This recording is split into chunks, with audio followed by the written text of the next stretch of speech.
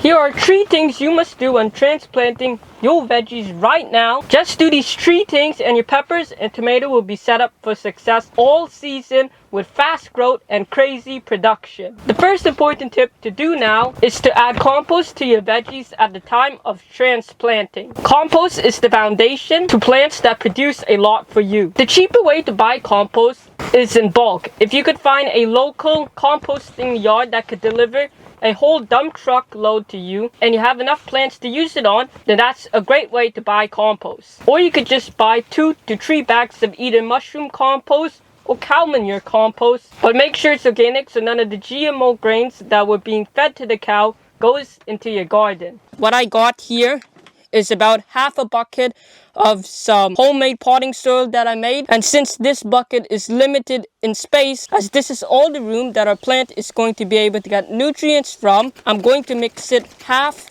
and half with the compost. But in my raised beds I add 2 to 3 inches of the compost, or however much it takes to top up my bed from the previous year. The second important tip that we must do to our vegetables for more production is to add fertilizers to them. A lot of beginner gardeners think nobody goes around in nature to fertilize all the trees, so why does my plants need it too? For those of you who think trees don't get fertilizers, trees actually do get fertilizers because each year it's their leaves that are dropping to the ground and that replenish all the nutrients that are taken up. But in our vegetable garden, it's not the same story. They are high demanding crops that require huge amount of nutrients to produce, and then we harvest the fruits and the veggie, and we do this all season long. So by adding compost and organic fertilizers, we can add back some of the nutrients and get max production. To get a basic understanding of fertilizers, you have to understand what these 3 numbers are. The first one stands for nitrogen, which promotes leafy growth and are good for greens like your lettuce. The second number is phosphorus, which promotes fruiting, flowering, and root growth. And the last number, which is potassium, which is for plant health, for the distribution of nutrients throughout your plant, and it also helps with the fruiting of your plant. The best fertilizer for your garden is one that is around a balanced number, about a 5-5-5. Just as long as it's close enough, it'll work. And along either with some blood meal or bone meal is what you want to add. Blood meal and bone meal are specialty fertilizers, which mean they specialize in one of the 3 nutrients. Blood meal is high in nitrogen, so it's good for leafy growing plants. And bone meal has a lot of phosphorus in it, so it's good for our fruiting and flowering plants like peppers and tomatoes. It also contains calcium, which is good for on our peppers and tomatoes to prevent blossom and rot, which is caused by a lack of calcium problem. To add your organic fertilizer for the max result, for fruiting veggies you want to add 1 to 2 tablespoons of an all-purpose fertilizer and 1 to 2 tablespoons of this bone meal fertilizer. For me, I don't have an organic all-purpose fertilizer here with me, so I'm just going to be mixing the 2 of these fertilizers together. And since organic fertilizers are made with these, I'm mixing it so that it'll make up for it. And now for the blood meal amount that I'm supposed to add for my fruiting pepper that I'm planting in here, I'll add about another 3 of this, or 1 tablespoon. Then it's important that we mix it into the compost. So now, since I'm going to be planting a pepper and a basil in here together as a companion plant, I'm going to plant them before we go on to the next tip.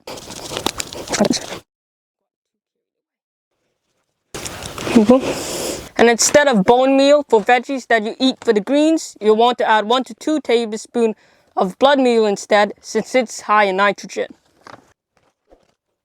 Now you don't have to use an organic fertilizer and blood meal on a leafy green because they're not as intense as your fruiting crops would, because they first have to grow the leaves and then produce the fruits. You could just choose one, either the organic all-purpose or the blood meal, and it will do fine. Now the fertilizers that we just added won't work right away because they have to be broken down by the bacteria and the microbes that are in the soil, and you can't have the horse starving while the grass is growing.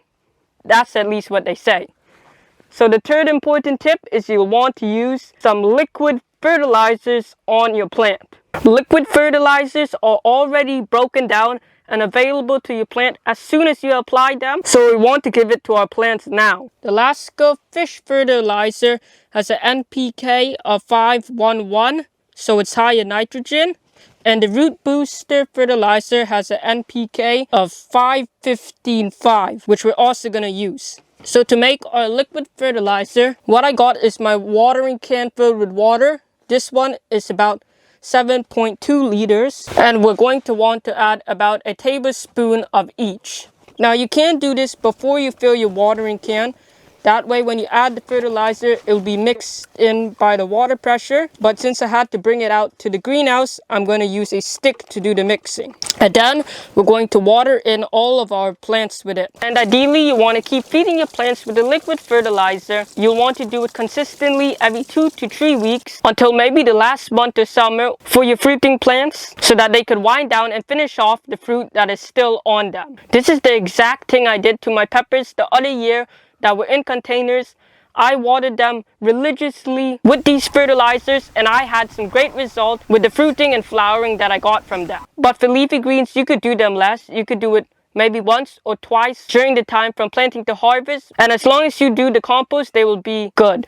Now you may have noticed that throughout the whole of this video, I didn't mention root vegetables yet, and that's because the only thing that is necessary for root vegetables is the compost step. Root vegetables do not need any additional fertilizers, and in some cases, if you add fertilizers that are high in nitrogen, it can actually do more harm to your root crops than good. Only your normal potatoes and bulbing onions will do better if you add about a tablespoon to 2 of bone meal at the time of planting.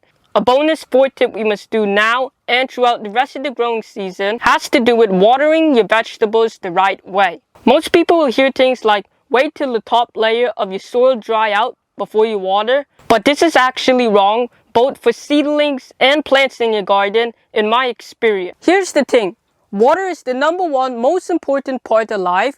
We are 70% water, animals are 60 to 70% water, and our plants 80 to 90% water. They're the same, if not more dependent on water than us. And when you only want to water the soil when the top layer is dry, that would be like you only drinking water when your head starts to get a massive headache in the day. If watering your plants was like this glass jar over here, then that much water would be like when your plants start to show signs of leaves wilting or drooping.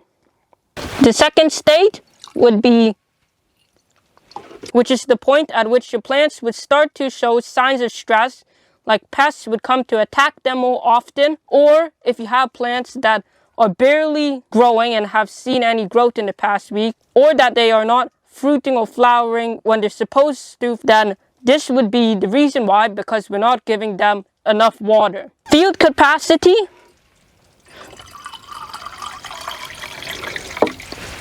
There is enough water in this jar that it's full, but it's not going to fall over. A little test that you could do is that in your raised beds, you could take a handful of soil, and when you squeeze it, you should be able to get only a few drops of water out of the soil. And for plants in cup, I like to water when I see this top area is not like very sparkly. It's like there's not water on the surface, but the soil is still moist. And this would be the last state.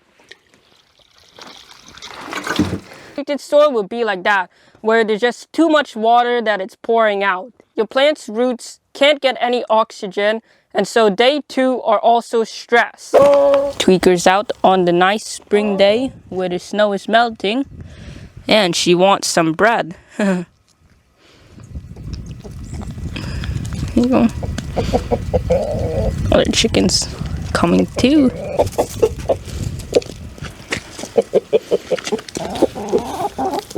Make sure you guys peck a like emoji or some bread in the comments for Tweaker if you like seeing her in our videos.